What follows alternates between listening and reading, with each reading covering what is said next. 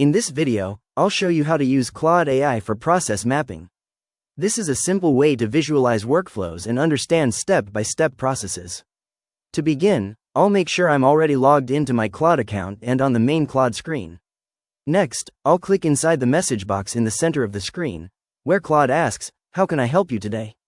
Now I'll type a prompt asking Claude to create a process map. For example, I might type, "Create a process map for handling customer orders."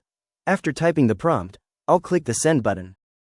Claude will generate a process map structure, usually showing steps, decisions, and flow from start to finish. If I want a more visual format, I can ask Claude to output it in a diagram format like Mermaid or a step-by-step flowchart. For example, I might type, "Create a process map using Mermaid syntax." Claude can also help refine the process by adding decision points, steps, and improvements. Once the process map is ready, I can copy or download the content and use it in diagram tools, presentations, or documentation. And that's it. I've successfully used Claude AI for process mapping. If you found this tutorial helpful, please consider liking the video and subscribing for more quick AI tutorials and guides.